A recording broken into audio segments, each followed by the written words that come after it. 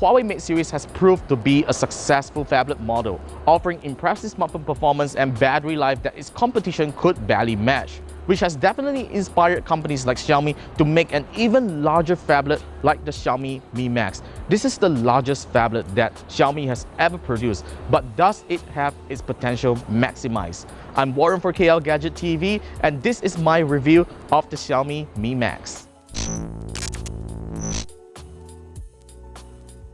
The cause of declining tablet sales can be easily attributed to devices like the Xiaomi Mi Max. It is ridiculously huge yet impressive at the same time. Most importantly, it retails below 1,000 ringgit, which makes it unmistakably the most affordable phablet in its price range. The Mi Max feels really good when you hold it on hand. Despite of the wide body, it is still a sleek device that measures 7.5mm thin. It, however, weighs a little at 203 grams due to the display and huge battery. Since the Mi Max is designed for media consumption, Xiaomi has allowed storage expansion on the second SIM slot, a feature which is only found on its Redmi smartphones. The Mi Max isn't a high-performance flagship, but its hardware will be sufficient for the average users. A Snapdragon 650 processor, 3GB of RAM, 32GB of flash storage, a 6.44-inch IPS display that produces full HD resolution, and a 4850 mAh battery. There is also a prime model of the Mi Max that features a faster Snapdragon 652 processor, 4GB of RAM, and 128GB of flash storage. Other hardware features include a rear-mounted fingerprint scanner that works decent, and a built-in ARA blaster for controlling home appliances. There are no new software features to be used with the huge display, and it comes preloaded with MIUI 8 running on top of Android Marshmallow. The huge display is obviously the hardware that Xiaomi really wants to sell on the Mi Max. It is gorgeous when viewing photos and watching movies. Reading text is less tiring with the huge screen estate. Visibility is also good on outdoors. Audio playback on the loudspeaker is rather acceptable, though with its huge form factor I would have expected a dual speaker setup for a more immersive experience.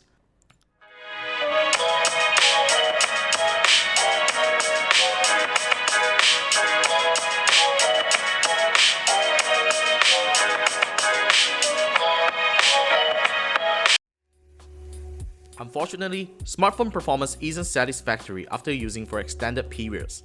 There were a number of times where it ran out of RAM that causes MIUI to restart, and it stutters a little when switching between apps. There's also minor lag in gameplay frame rates. The Mi Max Prime should technically have better performance than our review unit, since it has a faster processor and slightly higher RAM.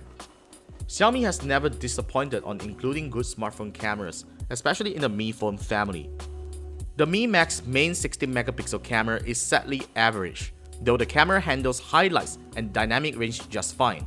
Autofocus doesn't work well at times, and due to the cumbersome form factor, operating the camera single-handedly can be a challenge and easily causes shaky hands. The 5MP selfie shooter takes decent photos, but loses out in features when compared to other devices of the same price range. With such a huge display, one can easily assume that the Mi Max battery isn't able to hold up to expectations, but all thanks to an efficient system on chip and MIUI's power consumption optimization, the Mi Max can seriously hold up to 2 days in a single charge with a 3-hour on-screen time. Otherwise, it should last you perfectly well throughout the day if heavily used. Sadly, the Mi Max will take a while to be fully charged, as Xiaomi didn't include Qualcomm's Quick Charge. Call quality and network performance on the Mi Max is great. It also supports VoLTE for crystal clear voice calls. The Mi Max is clearly targeted at users who want to consume a lot of content on the go.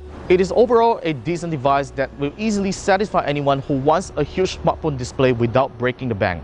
Retailing at 999 ringgit, the Mi Max premium build quality and features is pretty much on par with more expensive phablets out there.